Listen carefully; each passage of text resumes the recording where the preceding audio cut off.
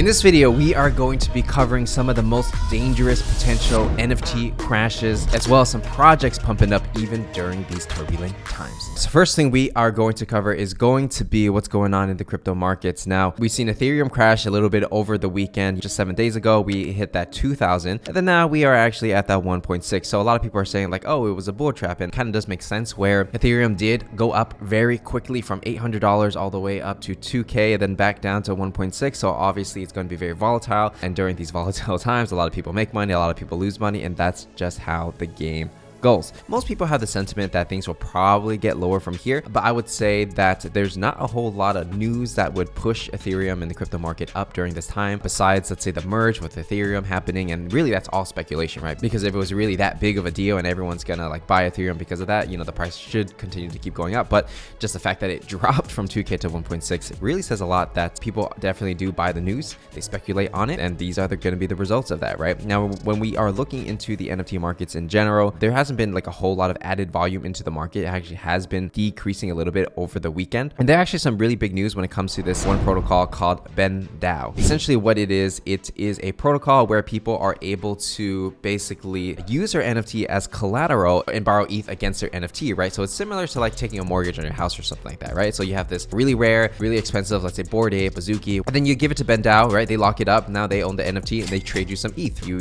basically get a percentage of whatever your NFT is worth as a loan, and then if you can't pay back the loan, they're gonna keep your NFT. Now the challenge here was that, you know, when the markets are going up, everything's going great. Everyone's like, oh, I'll borrow ETH here, give you my NFT, everything's all good. But the problem is when Ethereum crashes and all the NFTs start to go down in price, then it becomes a little scary because all the collateral that BendDAO is holding for the NFTs, well, they're not worth as much as they were before. So even if they got liquidated, then it's kind of like, well, are we actually just losing money, right? So obviously, you know, I'm just kind of simplifying everything, and it's probably a lot more complicated than that little explanation, but that's just the idea for you to get started, right? And so I actually saw this thread by NFTstatistics.ETH summarizing the thread. Essentially, no one's really bidding on the NFTs that are currently being held as collateral. So basically, BendDAO cannot sell them to liquidate these assets and get their money back. So the choices that BendDAO actually has is they can hold the NFTs, take the risk, liquidate out the people that borrowed money, and then just hope that the floor goes up. Or they can say that, hey, people can bid on the thing,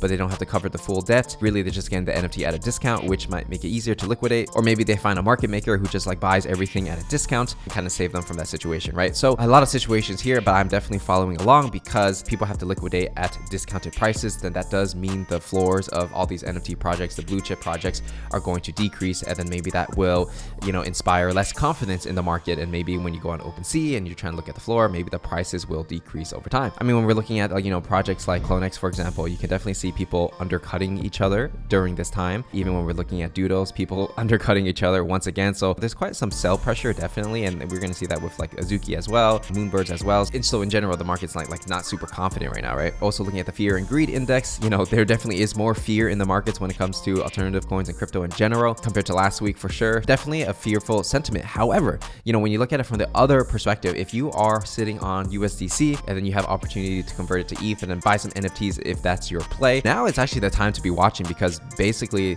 you know, as Ethereum goes down and people, you know, get scared of the market and they don't want to speculate as much, it's also an opportunity to buy into ETH, DCA into it, and also get into, you know, some blue chip projects at a discount when the fear is so high, right? Personally, for me, that's essentially my plan right there. So I'm basically watching the market very carefully at the way to see where I can actually enter into these projects at the cheapest price possible. And of course, like, I'm not going to time the bottom, but I'm going to get pretty close to it. And if it drops even further, then it drops even further, right? But at least I got it at a discount relative to where it was, you know, like a couple weeks ago, right?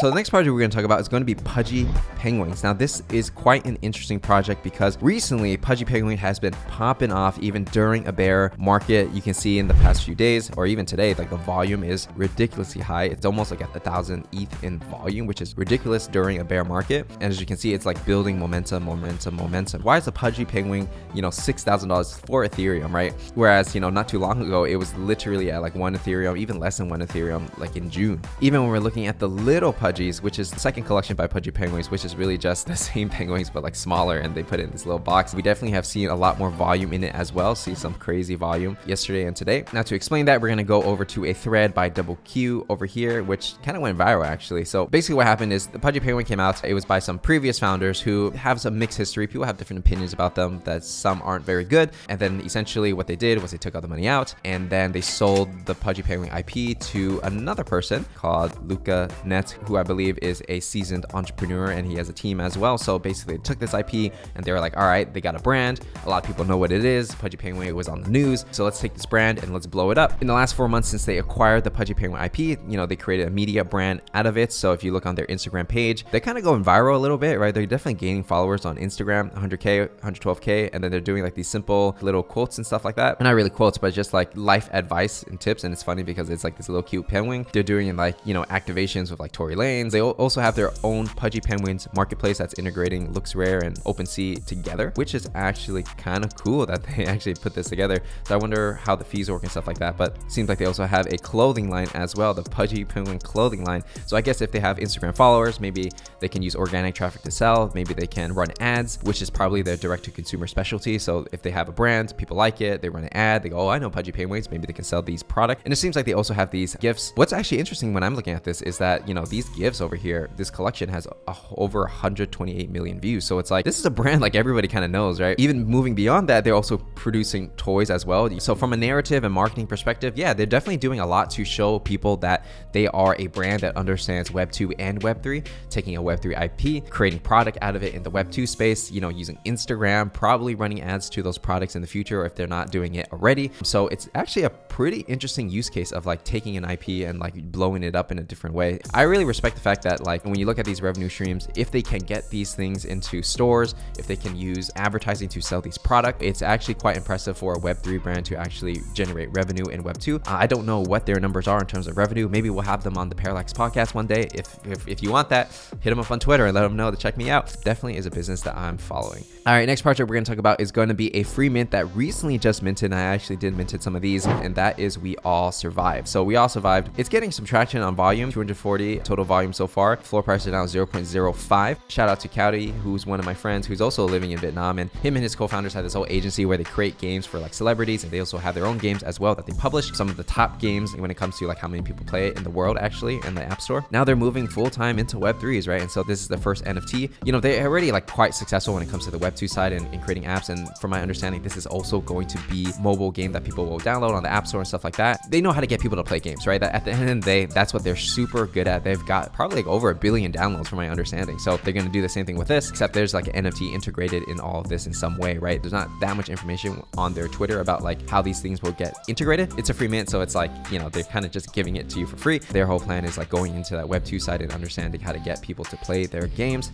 and integrating that somehow within the NFTs. So the next project we're going to talk about is going to be 10KTF. Now I see a lot of people on my YouTube comments saying, Patrick, you're fading this project. And I'm like, okay, well, if people say it enough, let me check it out. Basically, from my understanding, it's a project where they integrate different IPs to create different products. And what their first product is going to be digital clothes, right? Whether it's a sock, sweater, or hat. Now, these are not going to be physical collectibles, although they may do that, like a limited version of that in the future. For now, these are just going to be digital collectibles that possibly you can wear in the metaverse in some way, somehow. The whole point of this project is really just collaborating with other projects that people love to collect and then creating product out of that. So some of the projects that they are working with is like obviously like Bored Ape, Go to Cat Gang, Moonbirds. For these projects that are like CCO, for example, or like if you have NFT, you have licensing rights to use it. I think that's how they're probably getting like all these different NFTs onto these products. And you know, the thing I appreciate as well is also like they're really trying to create a story around this. So if you go on their website, you got to go into this thing, you connect your wallet, then it's going to take you through this whole story and stuff like that. So it goes beyond just like, hey, you know, buy this NFT, you have a Bored Ape, you can do this. It's kind of like trying to tell a story here. And I do believe this is like somehow associated with Beeple's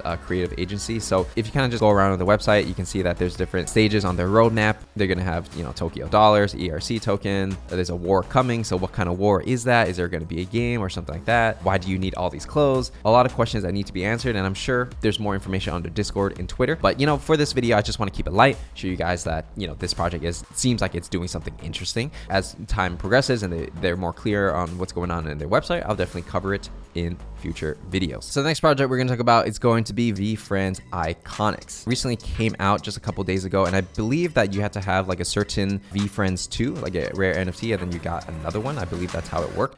Please correct me if I'm wrong, but it was designed by the artist who did Crypto Strikers, which is, I believe, the first sports NFT that came out like years ago. And so basically they got that artist and then they took the most iconic NFTs from the VeeFriends 2 series collections, and now there's this new collection. But beyond that, I'm not sure. Maybe in the future that there's going to be more utility for this. I'm sure Gary Vee always does things like that, like, hey, maybe this will be VIP for, you know, the VCon or whatever, right? Interesting to see that, like, for VeeFriends, you know, they started with a large collection, then they did a series 2, which is like 50K, and then they're doing more collections. So it's like they're constantly able to create more product and more NFTs without that feeling of dilution. Like, dude, 50K NFTs for VeeFriends Series 2 is quite a bit. Gary Vee is always an interesting character when it comes to like innovation and NFTs, so I'm following along to see like what he does with this one. And so with that said, that is everything we got to cover in this video. If you enjoyed it, make sure to give it a like, subscribe, and turn on notifications, and I will see you in the next one.